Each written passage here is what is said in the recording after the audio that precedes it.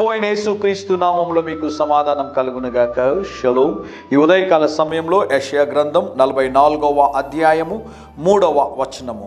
నీకు పుట్టిన వారిని నేను ఆశీర్వదించేదను. దేవుని నామానికి స్తోత్రం కలుగునుగాక. అబ్రహామును బట్టి దేవుడు ఇస్సాకును ఆశీర్వదించాడు. ఇస్సాకును బట్టి దేవుడు యాకోబును ఆశీర్వదించాడు.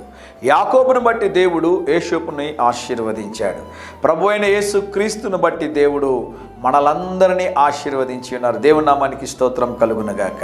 వాక్యం అంటది, యేసు ప్రభువుకి మనం అందరం కూడా కుమారులు కుమార్తెలై ఉన్నాము. దేవుని నామానికి స్తోత్రం కలుగునుగాక. ఎందరైతే దేవుని వెంబడింతురో వారందరినీ కూడా దేవుని యొక్క కుమారులు కుమార్తెలని బైబిల్ గ్రంథం మనకు రూఢిగా తెలియజేస్తూ ఉంది.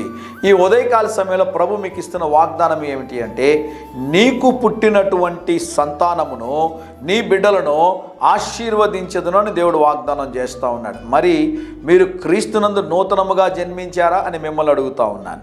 ముందు మీరు తల్లిదండ్రులుగా క్రీస్తునందు తిరిగి జన్మించి యేసు ప్రభు శిలువ రక్తము చేత కడగబడి మీరు దేవుని యొక్క బిడలుగా మీరు మార్చబడి ఉంటే, మీరు మీ బిడల్ని దేవుని వైపుకు త్రిప్పితే దేవుడు మీ బిడల్ని సైతము ఆశీర్వదించి అనేకులకి ఆశీర్వాదకరంగా దేవుడు ఉంచుతాడు. ఈ ఉదయకాల సమయంలో ముందు మీరు దేవునికి భయపడి లోబడి జీవించేవారుగా ఉండాలని దేవుని సేవకుడుగా కోరుకుంటున్నాను.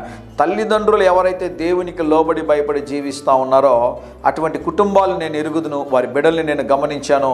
ఉన్నతమైన స్థితిలో దేవుడు ఉంచాడు. ఒక కుమారుడు కుమార్తె ఉన్నతమైన స్థితికి వెళ్ళారు అంటే కారణము దాని వెనుక భారముతో ప్రార్థించి క్రమశిక్షణతో పిలిచారు. భారముతో ప్రార్థించి క్రమశిక్షణతో పెంచినటువంటి తల్లిదండ్రులు వెనుక ఉన్నారని దేవుని సేవకుడుగా తెలియజేస్తూ ఉన్నాను. ఈరోజు నీ బిడ్డలు ఏ స్థితిలో పరిస్థితిలో ఉన్నా ప్రార్థన వారిని మార్చి ఆశీర్వాదాల వైపుకు నడిపించగలదని దేవుని సేవకుడుగా తెలియజేస్తూ ఉన్నాను. ధైర్యంగా ఈ దినాన్ని ఎదుర్కోండి. దేవుని సన్నిధి మీకు తోడుగా వచ్చునుగాక. ప్రియ పరలోకపు తండ్రి, ఈ దినం మా ప్రియులు తలపెట్టు కార్యములంతటిలో జయమును అనుగ్రహించమని, వారి బిడ్డలని నాయన మీరు ఆశీర్వదించమని యేసు నామములో ప్రార్థిస్తున్నాము తండ్రి. Amen, amen.